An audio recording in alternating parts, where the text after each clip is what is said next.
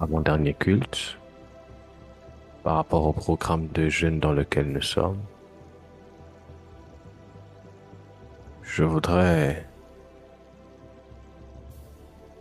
commencer mon propos ce soir d'une manière particulière, mais avant, je voudrais prier. Père, nous te bénissons et nous te rendons des actions de grâce. Merci parce que tu nous fais grâce d'être encore ici ce soir. Je te prie de nous conduire dans le nom de Jésus-Christ. Amen.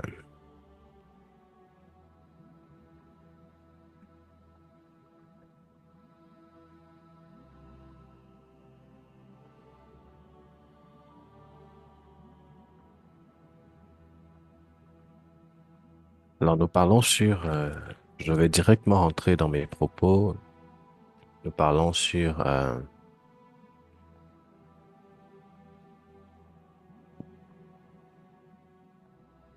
le sacré, la consécration extrême. Et hier, j'ai eu à parler sur les alliances.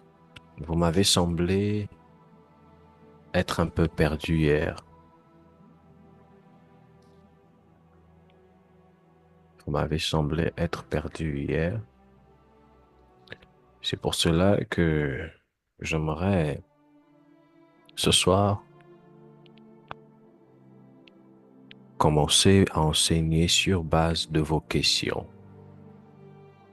Pour ceux qui étaient là hier, ou pour ces personnes-là qui ont réécouté sur la chaîne de l'Église, sûrement vous avez des incompréhensions, sûrement il y a des choses dont vous n'avez pas bien saisi.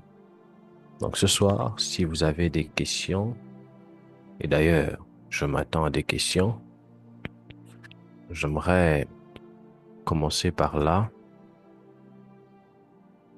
afin de pouvoir réexpliquer les zones d'ombre par rapport à ce dont j'ai eu à dire hier.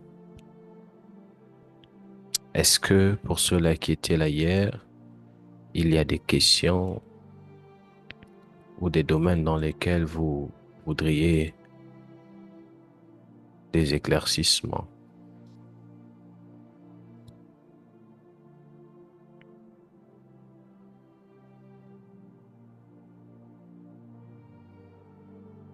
Je donne la parole à tout le monde. Hier, on a parlé sur l'alliance. On a expliqué c'est quoi l'alliance. Notre oratrice d'avant-hier, du jeudi, a parlé sur l'alliance et le sang. Hier, j'ai continué son propos et j'ai enseigné sur l'alliance. Est-ce qu'il y a des choses qui vous ont semblé être difficiles à comprendre, dont vous aimeriez avoir une compréhension? Si vous n'avez pas de questions, c'est moi qui vous pose les questions. Donc, j'attends des questions. Nous sommes à l'enseignement. Maintenant, si vous avez compris, vous me dites, papa, on a compris, je vous pose les questions. Est-ce qu'il y a des questions?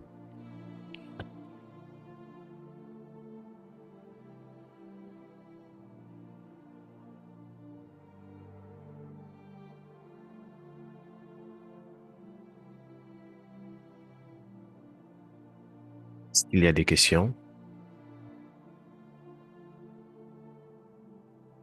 Donc, pour ceux qui étaient là hier, on a compris ce que j'ai eu à enseigner par la grâce de Dieu hier. Est-ce que le message d'hier a été compris?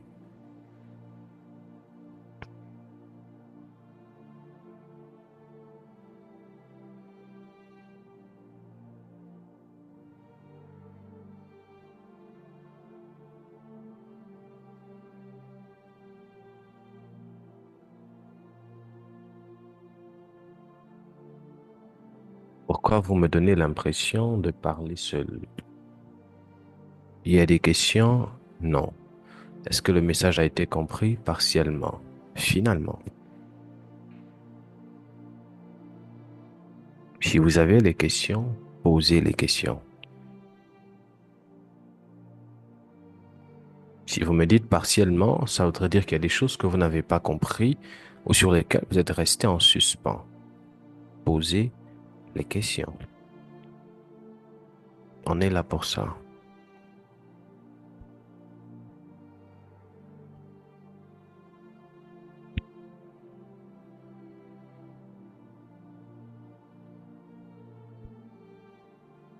Est-ce que le message d'hier a été compris?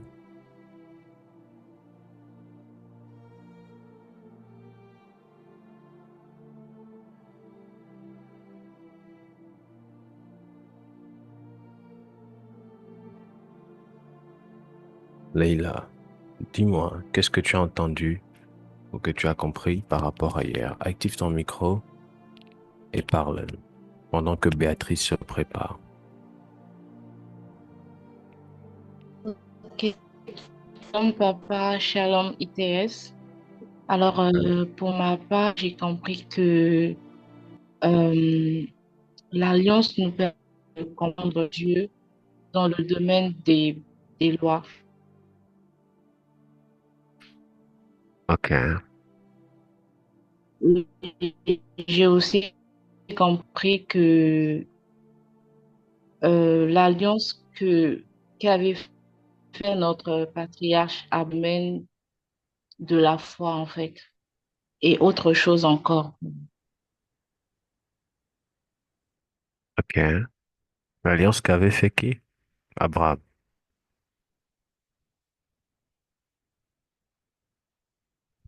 Je n'ai pas Oui, compris. Qu'est-ce que ça a fait, l'alliance d'Abraham?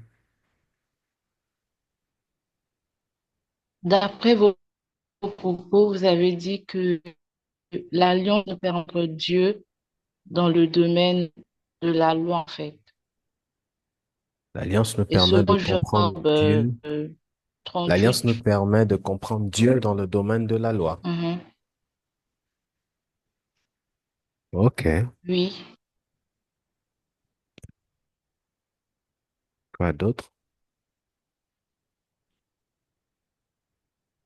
Et j'avais compris que Dieu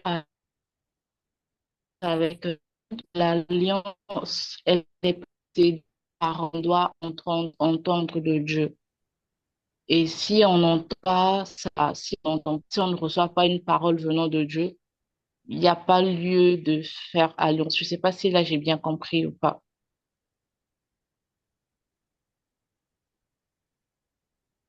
D'accord. Que Dieu te bénisse. Qui d'autre?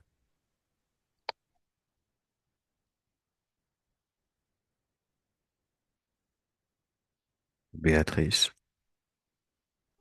Shalom, shalom, papa. Shalom, Thérèse. Shalom. Vous m'entendez? Très bien. Et que j'ai beaucoup plus compris que la consacration. Si vous pouvez revenir un peu sur l'alliance. Je n'ai pas compris. Qu'est-ce que tu dis? J'ai beaucoup plus compris la consacration que l'alliance. D'accord. Mhm. Merci. Madame Candibout, vous avez la parole. Qu'est-ce que vous avez compris de l'enseignement d'hier? Je ne parle pas de lundi. On est samedi. Je demande ce qu'on a dit hier vendredi.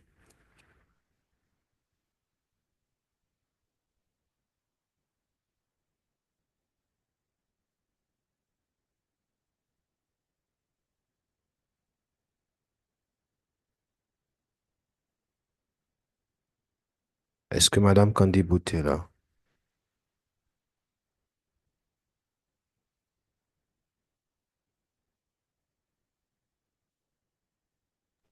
Oui, papa.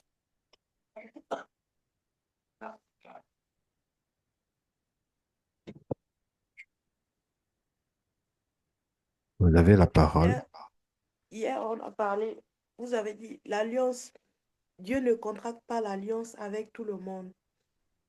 On a lu dans Job 38 verset 33 et Genèse 12 verset 1, là où on parlait d'Abraham, là. Et vous avez aussi dit, avec l'alliance, nous devons écouter la voix de Dieu. Dans l'alliance, il y a les inconvénients et les conséquences aussi. Qu'est-ce qui précède l'alliance?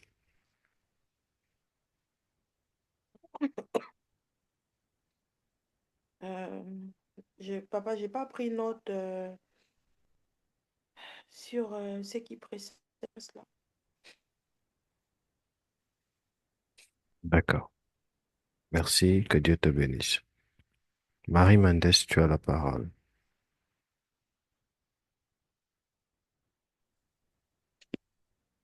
Bonsoir, bonsoir à tous. Bonsoir, papa. Alors, hier, on a parlé de l'alliance. Vous avez dit que l'alliance est le fait de connaître Dieu, te fait connaître Dieu, et que Dieu ne contracte pas l'alliance avec tout le monde, et qu'il faut écouter la voix de Dieu. Voilà, Qu'est-ce qui nous avons précède parlé. l'alliance? La consécration, Qu'est-ce qui précède l'alliance? c'est pas la consécration. Non.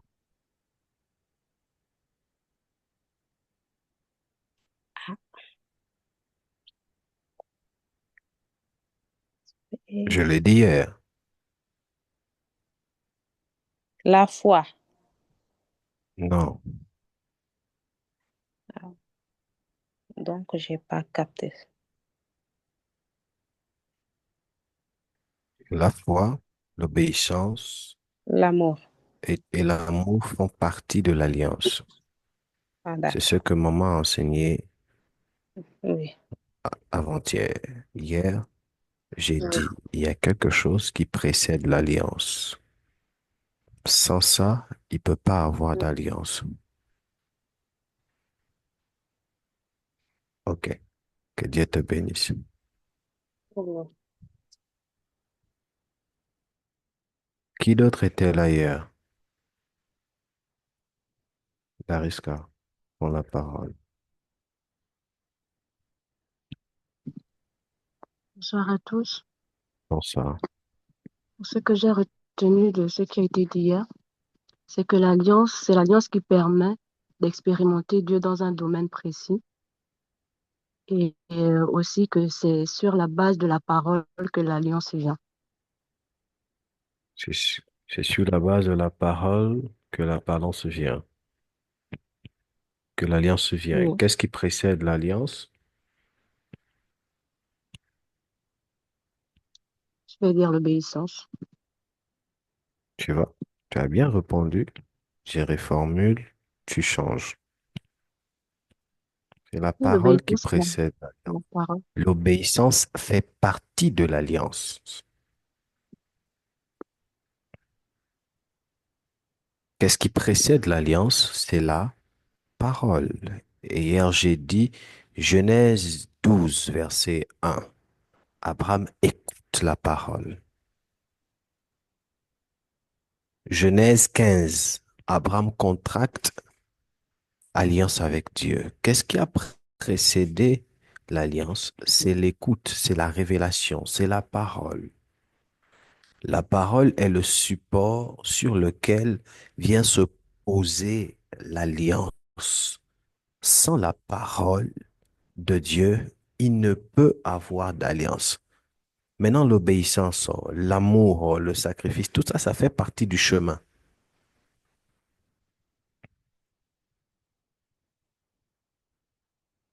Vous me comprenez?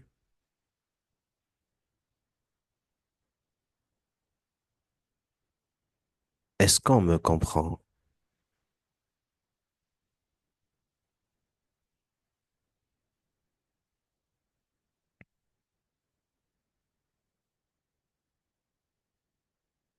J'aimerais Église, vous rappelez deux choses. Il serait important que vous puissiez, quand je pose des questions, répondez. N'ayez pas peur. Quand vous ne répondez pas, c'est là où il faut avoir peur. Mais répondez. Et quand vous écoutez un enseignement, notez. Notez les questions si vous avez, notez les incompréhensions si vous avez. Là où c'est flou, notez. C'est votre droit de dire, prophète, je n'ai pas compris ici. Là, j'aimerais avoir plus d'éclaircissement. Quand je vous lance la perche, saisissez-la.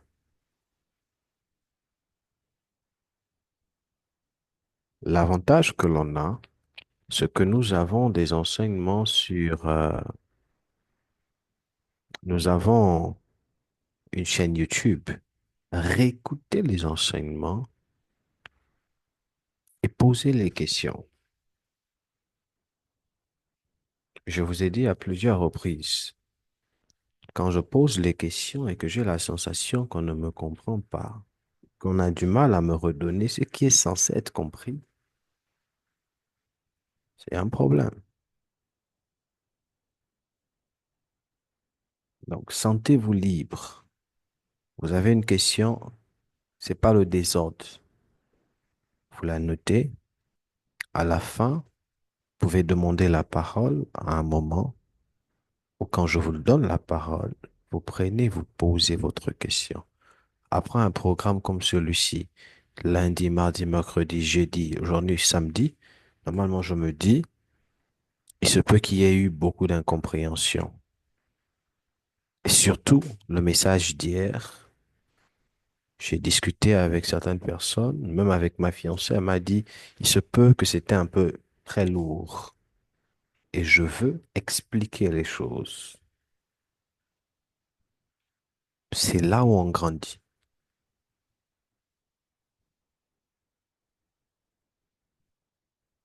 Donc, on est en 2025, développons les bonnes habitudes. Quand vous ne comprenez pas quelque chose, notez, prenez note, posez, notez la question. Si vous ne la comprenez pas, notez la question. Et au moment venu, posez la question. Je veux former les soldats. Je ne cherche pas les suiveurs. Je cherche les personnes enracinées dans la parole.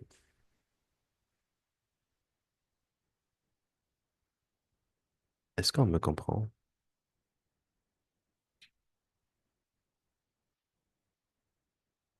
Est-ce que vous m'entendez? Amen.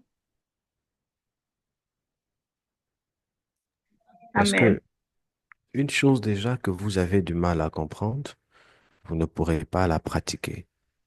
Tout commence par là. Si vous avez du mal à comprendre l'enseignement, vous ne pourrez pas pratiquer l'enseignement. Vous ne saurez même pas à quel moment. Il y a beaucoup de gens là, vous allez à l'église, parfois vous ne savez pas à quel moment il faut appliquer ça. Ça, parfois, on a développé une routine où on va à l'église, on rentre à la maison, on va à l'église. C'est l'ambiance, c'est le show, c'est le nombre et la vie personnelle, il n'y en a pas. Et je veux vous emmener dans la vie personnelle. Donc, je vais adopter le système de l'école. Et cette année 2025, je vais vous faire étudier les enseignements. Allez étudier, on va étudier ça ensemble. Il faudrait qu'on brise les anciennes habitudes et surtout les forteresses ici, des raisonnements et autre chose. C'est seulement comme ça que vous allez voir que le processus de la transformation va commencer à se faire, à s'effectuer. Alors hier, j'ai parlé sur l'alliance. D'abord, est-ce qu'on m'a compris dans ce que je viens de dire?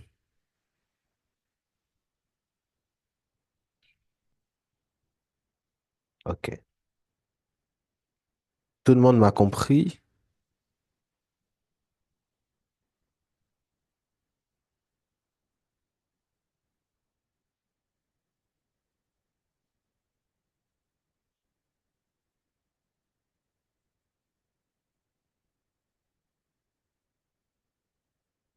OK. Est-ce que quelqu'un a une question avant que je ne commence?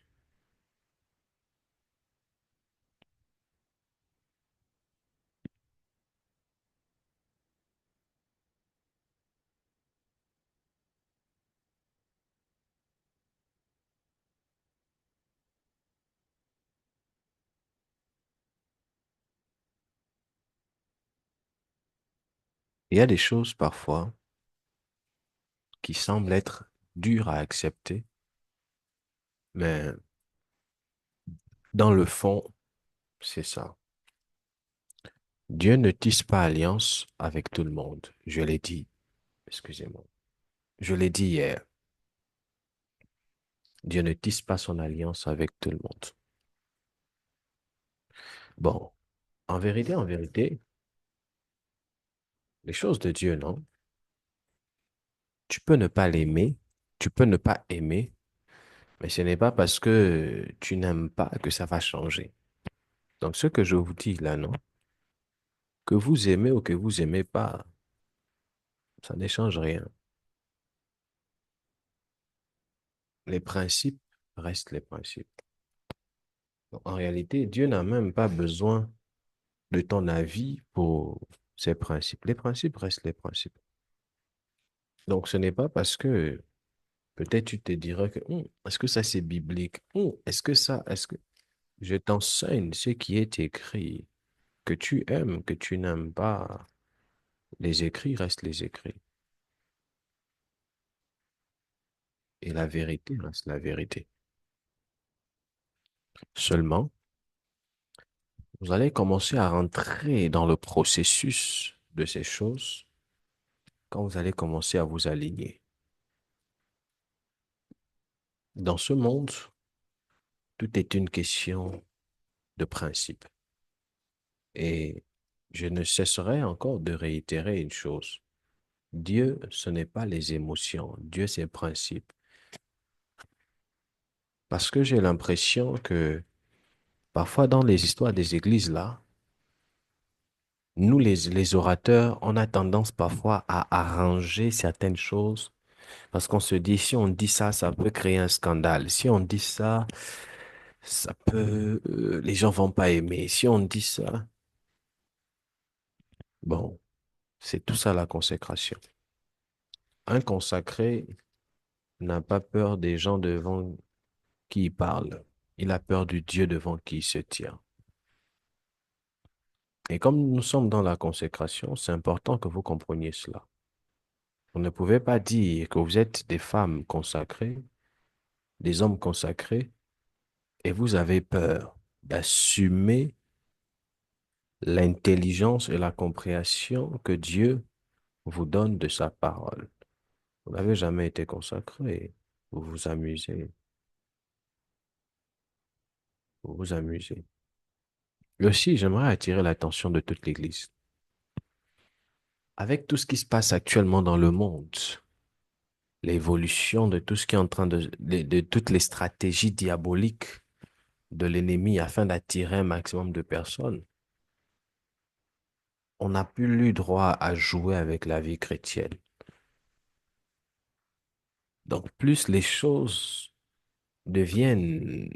Le péché a tendance à devenir normal. Il y a certaines choses qui, logiquement, ne sont pas normales, mais qui ont tendance à être normalisées. Et dans ça, de l'autre côté, Dieu aussi est en train de susciter certains hommes de Dieu comme moi, qui sont très durs en ce qui concerne les choses de Dieu, parce que les enjeux sont énormes. Quand tu es une femme qui donne naissance à un enfant, et quand tu vois combien de fois le monde dans lequel ton enfant est venu, excusez-moi l'expression, est pourri. En tant que mère, tu vas pas t'amuser avec l'éducation de ton enfant parce que tu sais que son avenir en dépend. Une mère qui s'amuse à éduquer son enfant d'une manière légère, dans ce monde actuel, faudrait pas qu'elle soit surprise si demain après-demain, son enfant garçon lui dit, en réalité, il a découvert que c'est une fille. Dans ce monde actuel, même dans l'éducation charnelle des parents aux enfants, on doit plus s'amuser. Il faudrait être strict, développer des stratégies. Il faudrait, on va dire ça comment, dans notre dureté, dans le fait d'être strict, mettre suffisamment d'amour afin non pas de forcer l'enfant, mais d'amener l'enfant à comprendre en profondeur certaines notions vitales sur lesquelles il devra s'appuyer afin de bâtir sa personnalité et son avenir. Dans ces choses, on s'amuse pas. On s'amuse pas. On n'a pas droit à l'erreur. Job chapitre 38. La Bible déclare ce qui suit. Connais-tu les lois du ciel? Ou disposes-tu de son pouvoir sur la terre? Est-ce que tu connais les lois qui gouvernent le ciel? Sais-tu à quelle loi le ciel doit obéir? Sais-tu à quelle loi le ciel doit obéir? J'aime beaucoup ça, français courant. Sais-tu à quelle loi le ciel doit obéir? Est-ce à toi de régler leur action sur la terre? Sais-tu à quelle loi le ciel? Donc le ciel n'obéit pas à toutes les lois. Le ciel obéit à certaines lois spécifiques. Le ciel a des principes spécifiques. Vous devez comprendre ces choses. Dans un autre point de vue, je voudrais vous emmener à lire un texte.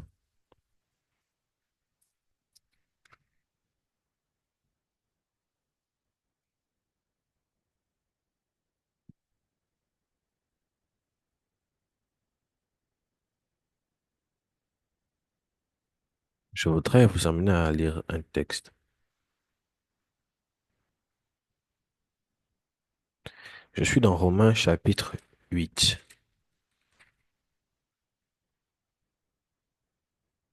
Romains 8. Et ce qu'il a prédestiné, non, Romains 8, 29. Car ceux qu'il a connus d'avance, il les a aussi prédestinés à être semblables à l'image de son Fils, afin qu'il soit le premier-né d'un grand nombre de frères. Dites-moi, la Bible dit afin qu'il soit le premier-né d'un grand nombre de frères. Donc Jésus est le premier-né. On est d'accord? Est-ce que vous êtes avec moi? Amen. On est d'accord. Jésus est le premier-né.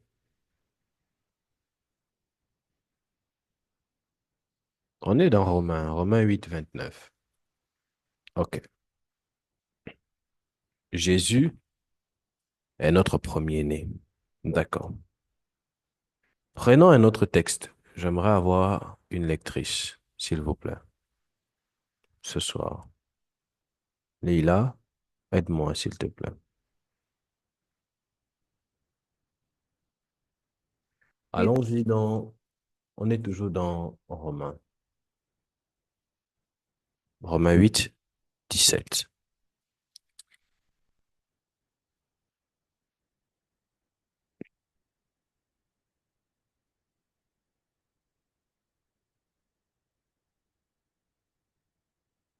Romains 8, 17.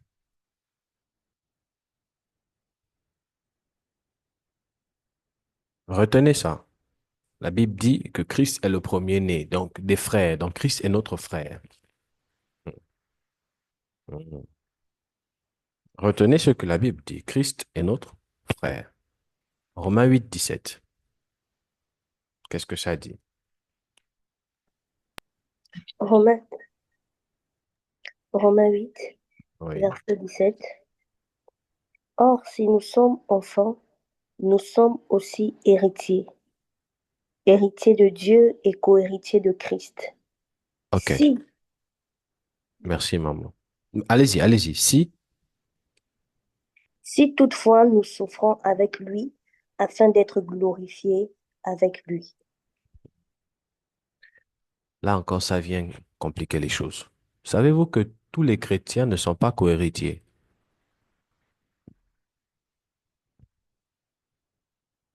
Tout chrétien ne bénéficie pas de la gloire de Dieu. Parce qu'il y a une condition. Or, nous sommes enfants. Nous sommes aussi héritiers. Point. Héritier de Dieu et cohéritier de Christ. Plus loin, on a dit que Christ est notre frère. Et la Bible dit, nous sommes héritiers de Dieu. C'est normal parce que Dieu est le Père. Donc, tous les frères sont des héritiers par rapport au Père. Mais la Bible dit, si toutefois nous souffrons avec lui afin d'être glorifiés avec lui. Le lui là ici, on parle de Christ. Nous sommes cohéritiers de Christ. Donc la condition, c'est quoi? C'est de souffrir. Sans la souffrance, il n'y a pas de gloire. C'est un principe. Donc vous pouvez dire que vous êtes chrétien. Je suis chrétien, je suis en Christ Jésus, c'est vrai. Mais si tu veux la gloire et partager l'héritage, tu dois accepter de souffrir. La souffrance là, c'est pas métaphore, c'est souffrance. Allez-y voir comment l'apôtre Paul est mort, comment Pierre est mort. Vous allez comprendre qu'on parle des choses compliquées. Ce n'est pas de la métaphore. C'est la souffrance littéralement. Donc, permettez-moi de le dire comme ça. Arrêtez de rêver de vivre la puissance de Dieu. Arrêtez de rêver d'être élevé par Christ. Arrêtez de fantasmer si vous n'acceptez pas d'abord de souffrir. Acceptez la souffrance en Christ. Là, vous avez le droit de rêver d'être élevé par Christ. Vous avez le droit de rêver la gloire par Christ. C'est la raison pour laquelle, selon les lois bibliques, c'est l'humilité qui précède la gloire. Il n'y a pas de l'élévation sans le rabais. Le rabais, la voyait ça comme étant la souffrance. D'où Jésus dit, si quelqu'un veut me suivre, qu'il porte sa croix. Est-ce que ça va? Amen. Non, c'est important ce que je vous dis là. Papa, moi aussi, je n'ai pas droit à un bon mari. Moi aussi, je n'ai. C'est vrai, c'est bien. Souffre. Quand vous souffrez pour Dieu, vous ne voyez pas vos intérêts. Quand vous souffrez pour Dieu, vous voyez aux intérêts de Dieu. Et c'est maintenant Dieu qui voit vos intérêts.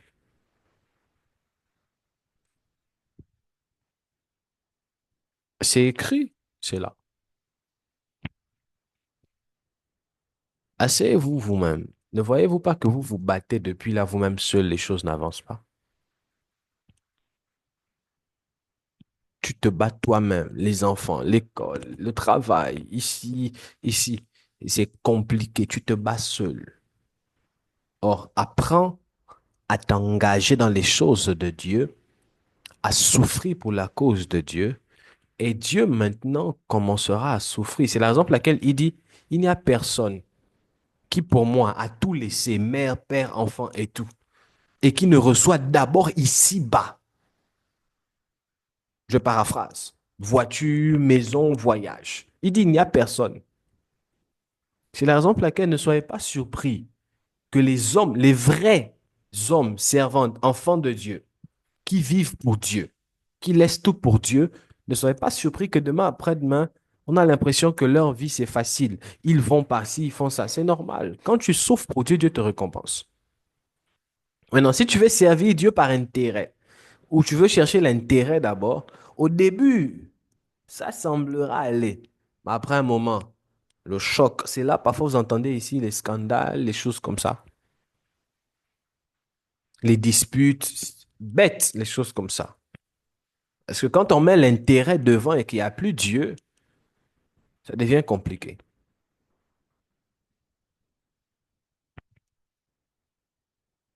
Bon. Mais en fait, là où je voulais attirer votre attention, c'est sur, si nous sommes enfants, nous sommes aussi héritiers, héritiers de Dieu et co-héritiers de Christ. Hier, je vous ai dit qu'on ne bâtit pas, tout le monde ne bâtit pas, Dieu ne contracte pas alliance avec tout le monde. N'est-ce pas? La Bible dit que nous sommes les frères de Dieu, de Jésus. Nous sommes les co-héritiers de Christ. On est d'accord? On l'a lu, non? Est-ce qu'on est au même niveau? Amen. D'accord. Bon, dites-moi, asseyons-nous et réfléchissons.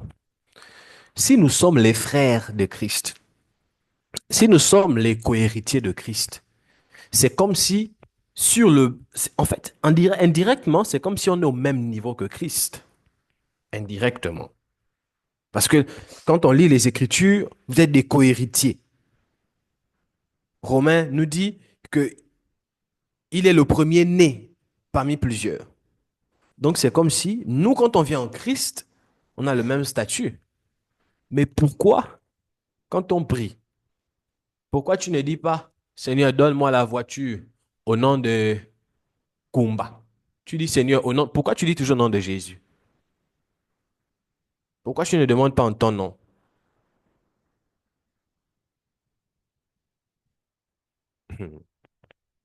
Hmm? Je vais vous expliquer quelque chose. Nous tous là, on est en Christ. Mais pourquoi quand on demande, c'est toujours au nom de Jésus? Papa, voyage au nom de Jésus. C'est parce que vous devez comprendre. J'ouvre une autre parenthèse. Écoutez-moi très bien. Dans l'Ancien Testament, Dieu frappait, n'est-ce pas? Il a frappé, je crois, c'est Uza, qui a voulu aider. Frappe. Il a frappé qui là? Il a rendu fou un prophète, un roi là, je crois que c'était Josias, hein, pendant un moment. Dieu frappait, il ne s'amusait pas. Je suis le seul à constater ça. Vous n'avez pas lu l'Ancien Testament? Oh, vous avez lu la Bible, non? Répondez-moi.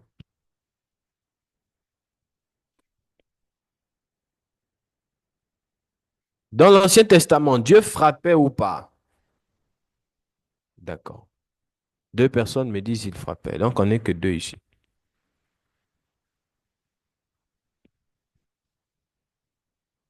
Maintenant, qu'est-ce qui fait en sorte que dans la nouvelle alliance, pourquoi Dieu ne frappe plus trop? Ou pourquoi on a l'impression que Dieu a changé? Dans l'Ancien Testament, on ne s'amusait pas avec Dieu. Dieu même dit à Abraham, écoute, laisse, je vais finir. Il dit à Moïse, autant pour moi, laisse, je vais finir avec le peuple là. Ils ont le cou raide. J'ai fini avec eux, et comme ça, de toi sort un autre peuple. Dieu ne s'amusait pas. Mais pourquoi dans la nouvelle alliance, Dieu ne frappe plus? Ou on a l'impression que Dieu ne frappe plus? Comprenez? Dieu ne frappe plus les hommes, pas à cause de nous. Et que je veux dire ça, vous choquez, hein?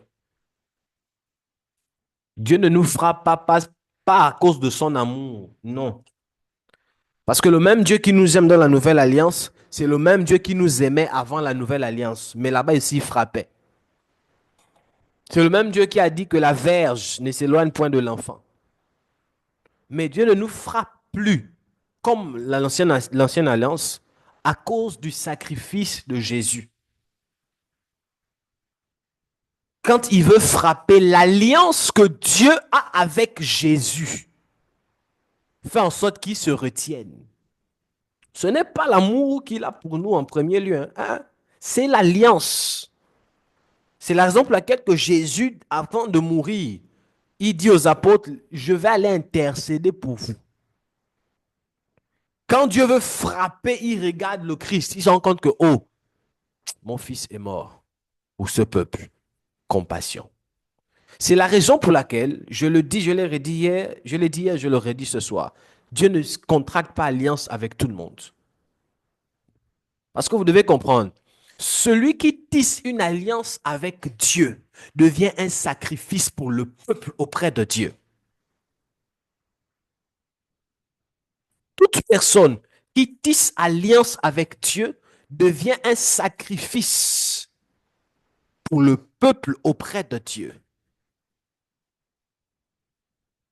Le Christ est mort pour nous. Il est devenu un sacrifice pour nous auprès de Dieu, afin d'être lavé, restauré, être une nouvelle créature. C'est grâce au Christ que le monde a été restauré. Ainsi, quand Dieu ne frappe pas, c'est pas parce qu'il aime le monde, c'est parce qu'il pense et il regarde son Fils. C'est la raison pour laquelle, même si on est tous des cohéritiers, même si on est tous des cohéritiers, les frères de Jésus, on demandera toujours au nom de Jésus. Pourquoi? Parce que c'est par l'alliance du Christ qu'on a accès au Père. C'est la raison pour laquelle la Bible dit, personne ne peut venir au Père sans passer par moi. C'est aussi la raison pour laquelle on dit ancienne alliance, nouvelle alliance. La nouvelle alliance est contractée comment? Par la personne du Christ. Oh. Quel est le signe de l'ancienne alliance? C'est la loi. Quel est le signe de la nouvelle alliance? C'est le Christ.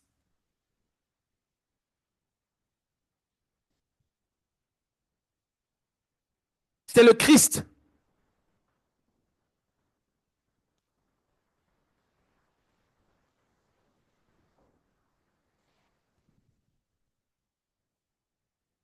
Est-ce que vous comprenez les choses?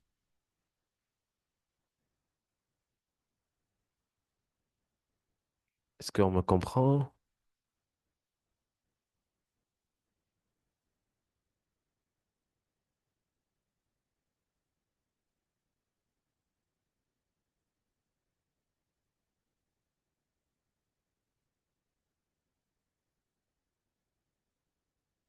On ne joue pas avec l'alliance. On ne joue pas avec l'alliance. D'où je vous ai dit, c'est bien, Seigneur, mon alliance, l'alliance que j'ai. Vous vous amusez. Parfois, on s'amuse. Là, tu as une alliance. Donc, ok, tu as une alliance avec Dieu. Et puis, tu fais ta vie comme tu fais là. Et Dieu ne te frappe pas. C'est la raison pour laquelle j'ai l'impression qu'en francophonie surtout, parce que je ne connais pas encore les anglophones, on joue trop avec des choses. On s'amuse avec les principes. Dieu contracte alliance avec un homme. Au travers de cet homme-là, toutes les autres personnes qui voudront contracter alliance avec Dieu passeront par cet homme. Cet homme-là, son alliance va couvrir plusieurs. Dieu a contracté alliance avec Abraham. Et c'est grâce à Abraham aujourd'hui que toute personne qui meurt avant le Christ, qui mourait, allait dans ce qu'on appelait le sein d'Abraham. C'est grâce à Abraham. Mais c'est pas tout. Dieu contracte alliance avec Jacob.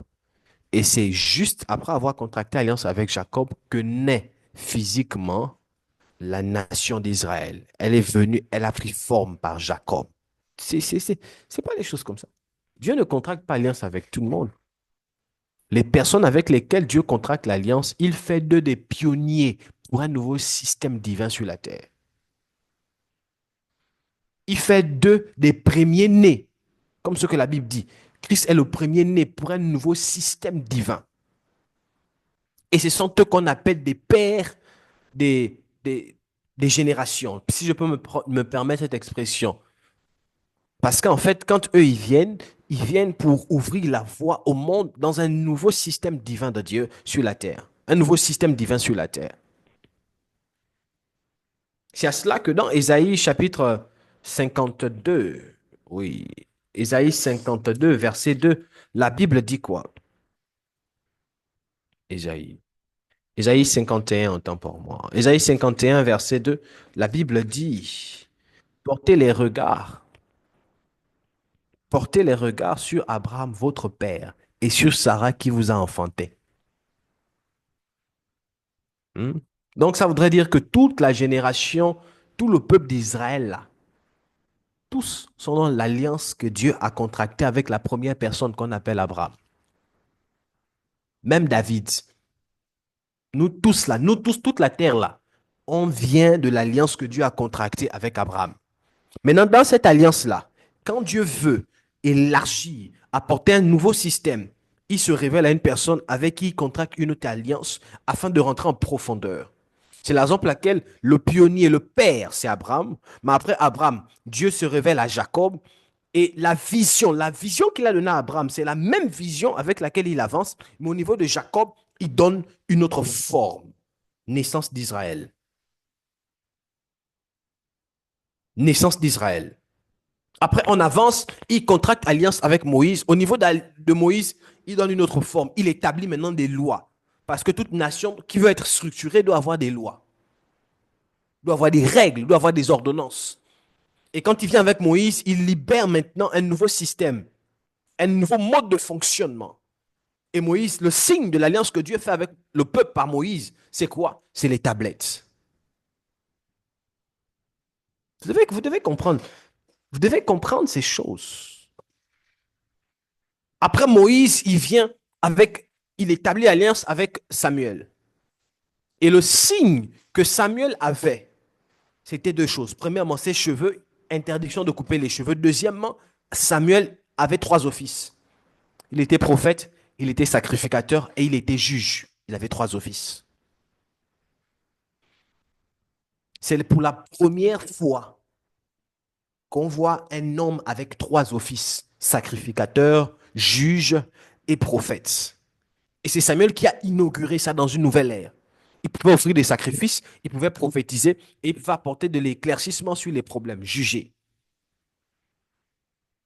C'est la raison pour laquelle, quand on le réveille de là où il est mort par Saül qui va faire ce qu'on appelle la réincarnation des âmes, quand il revient, la consultation des morts, quand il revient, depuis, en tant que mort, il a parlé et il a jugé Saül. Il a dit, à partir de maintenant, tu me retrouveras. Ça, ce n'était pas une prophétie. C'était un décret qui avait été établi. Et les jours qui ont suivi, Saül est parti. Saül est parti. Et Dieu descend, il tisse une alliance avec Abraham, avec David. Et quand il prend alliance avec David, on a un nouveau système. Du temps de Moïse, on parlait du tabernacle, mais du temps de David, on vient avec ce qu'on appelle l'arche. On a un nouveau système. Dieu travaille différemment. Il établit un nouveau système. Et du temps de David, on voit un homme qui a aussi trois offices. Un homme qui est roi, un homme qui est sacrificateur, mais un homme aussi qui est prophète. Pour la première fois, David est le premier roi qui était en même temps prophète et qui était sacrificateur. C'est le premier. Et Dieu vient ouvrir une nouvelle dispensation. Toutes les fois où Dieu établit alliance avec un homme, c'est parce qu'il veut ouvrir une nouvelle dispensation. Maintenant, écoutez-moi bien. L'homme que Dieu établit là, les personnes qui viendront vers lui, ce sont les personnes qui sont ou appelées pour travailler avec lui dans cette nouvelle dispensation. Nous sommes aujourd'hui en 2025. Ça voudrait dire que dans 2025, toujours, on est parti depuis la jeunesse, les choses ne font qu'évoluer. Aujourd'hui, dans la nouvelle façon de faire, Dieu va établir des alliances avec certaines personnes, certains hommes de Dieu. Le prophète Asaph Emel aura sa façon de fonctionner, son message à lui, son appel à lui. Le prophète Élie aura son appel à lui. L'apôtre Josué aura son appel à lui. Chacun son appel, parce que chacun a eu son alliance. Maintenant, les personnes qui devront travailler avec lui, ce sont les personnes qui vont se reconnaître dans son alliance que lui, il a eu avec Dieu. Et chacun d'eux va révéler Dieu, va libérer une nouvelle dispensation de Dieu singulière au message que Dieu a eu à leur donner.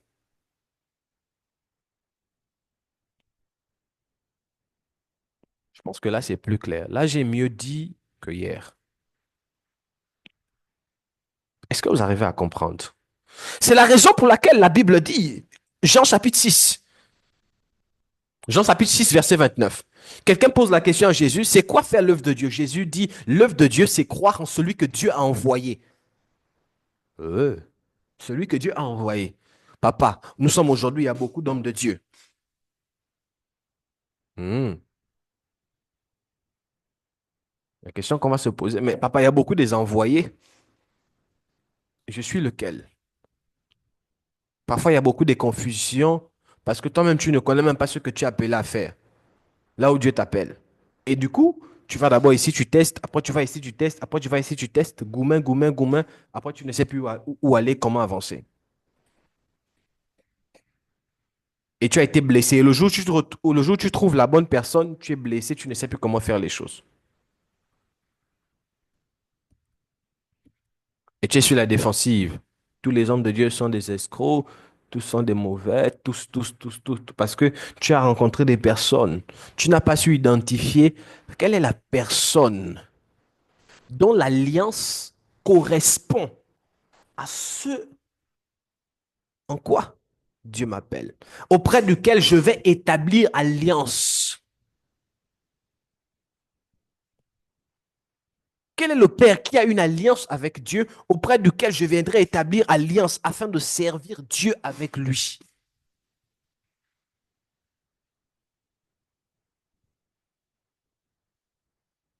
Est-ce que ça fait sens?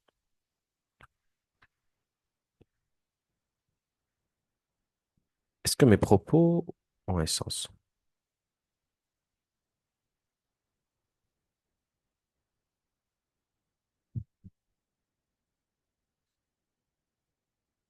Jesus, Jesus, Jesus. C'est ça.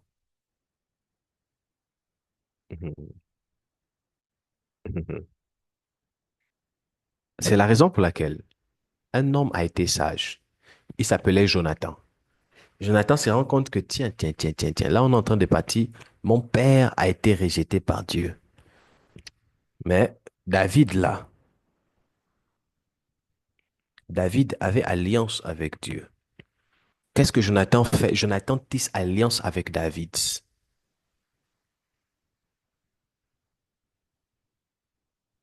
Lui aussi pouvait dire, je vais aller tisser alliance avec Dieu. Pourquoi il ne l'a pas fait? Parce que les principes, tout le monde ne peut pas tisser alliance avec Dieu.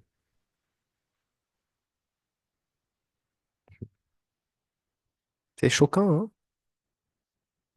Bon, je réexplique. Tout le monde ne peut pas tisser alliance avec Dieu directement. Mais tout le monde peut avoir une alliance avec Dieu via l'intermédiaire. Israël a une alliance avec Dieu. Par qui? Par l'alliance d'Abraham, d'Isaac et Jacob. Quand un fils d'Israël se lève, il dit, Papa, souviens-toi de l'alliance que tu as établie avec nous par nos pères. Dieu regarde. Il dit Abraham, Isaac et Jacob. Et il s'écourt. C'est la raison pour laquelle aucun pays sur la terre là, quelle que soit sa puissance, ne pourra vaincre Israël. Aucun. Aucun. C'est une nation qui est très loin. Ils ont des voyants. Ils ont des armes. Ils sont très avancés. Et il y a même des choses qu'ils ne dévoilent pas parce que vous devez comprendre aujourd'hui, les réseaux sociaux sont une force. Et toutes les puissances mondiales là, j'espère qu'on dit ça, hein, les États-Unis, Israël, toutes ces puissances-là, il y a des, il y a des forces qui ne dévoilent pas. Il y a des stratégies qu'on ne peut pas mettre sur Internet. Il y a des choses qu'ils gardent pour ne pas informer à l'ennemi.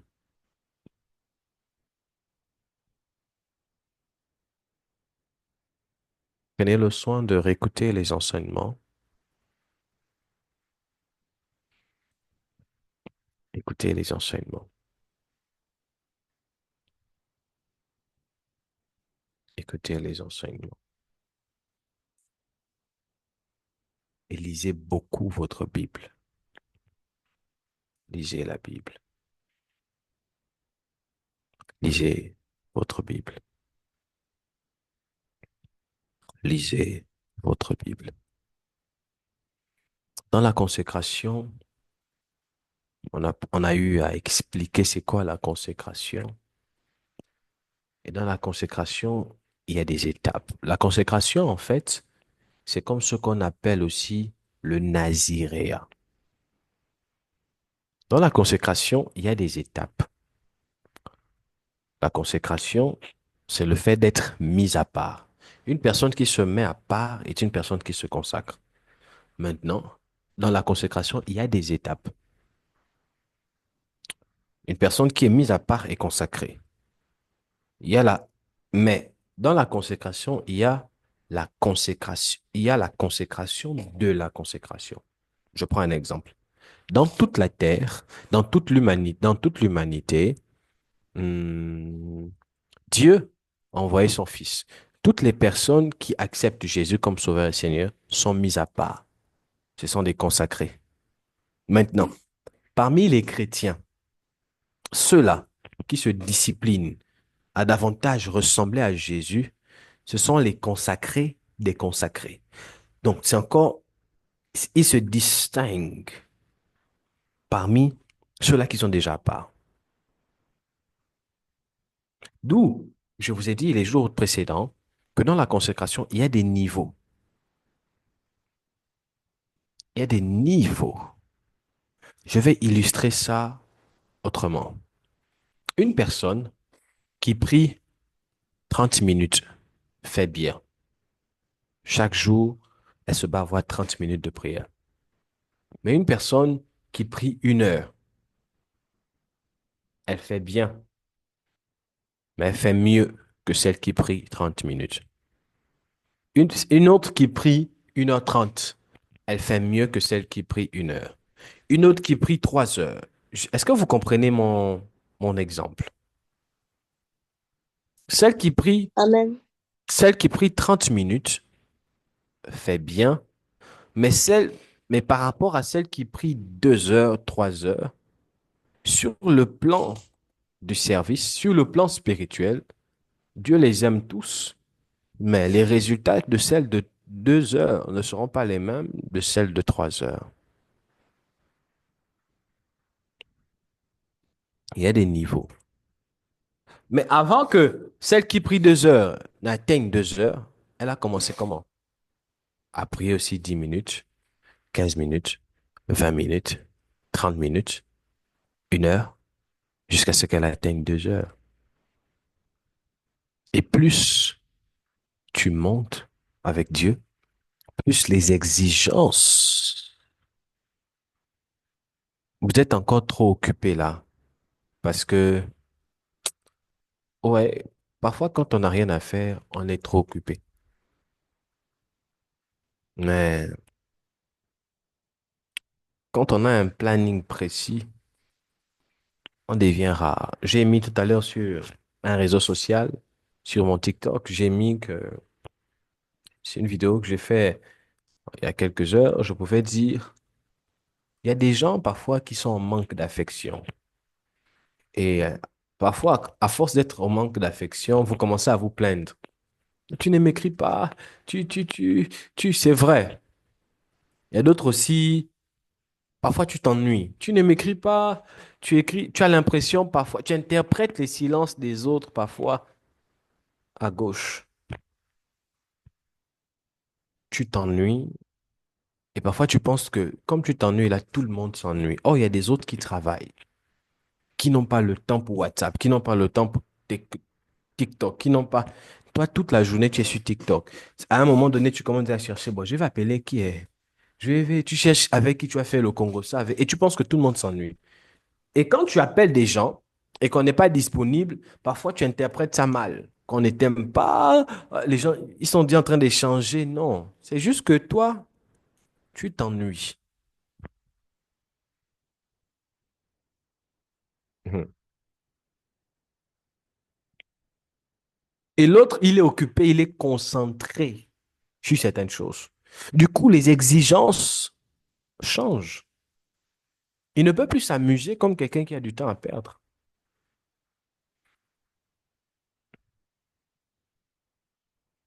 Quand on n'a pas le temps à perdre, les exigences sont énormes.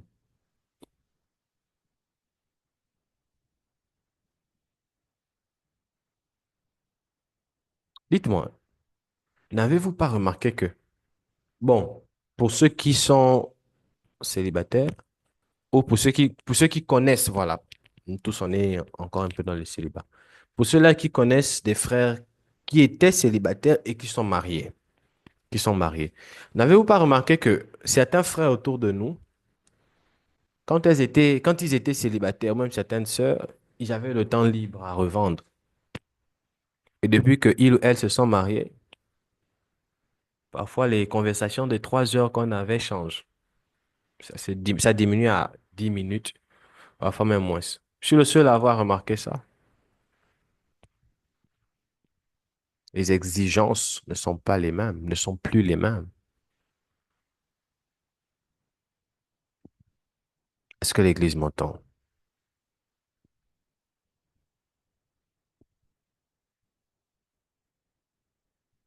Est-ce que l'Église m'entend? Amen.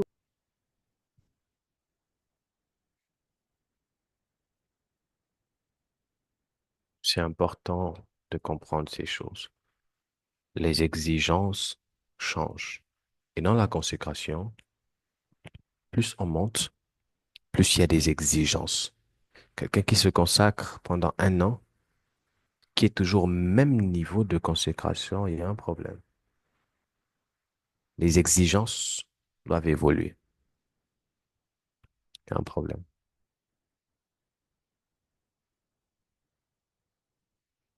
Que Dieu nous bénisse. Père, je prie que tu nous aides.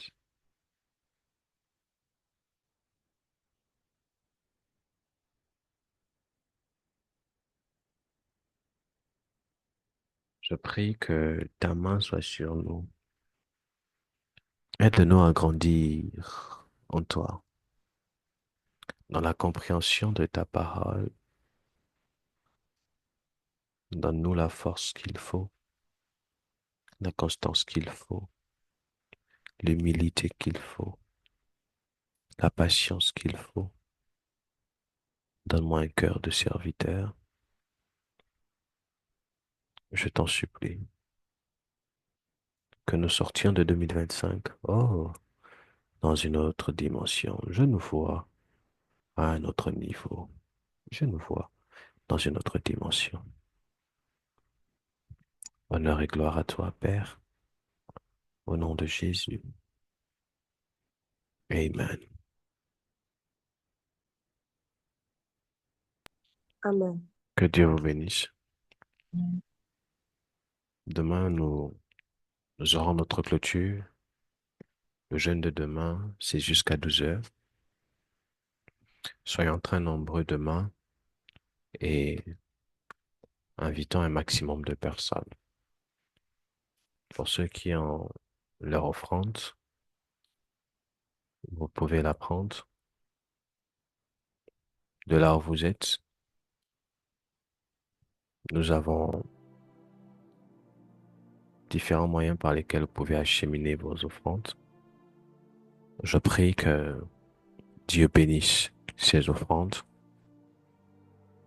qu'il multiplie votre grenier, qu'il bénisse la vie de ceux-là qui ont pensé à venir dans la maison de Dieu avec une offrande, afin de s'aimer et de sceller ce qu'ils ont reçu ce soir. Amen. Église ITS, on se voit demain à la même heure, avec le même lien, et je crois que Dieu nous fera énormément de bien. Shalom à tous, à demain.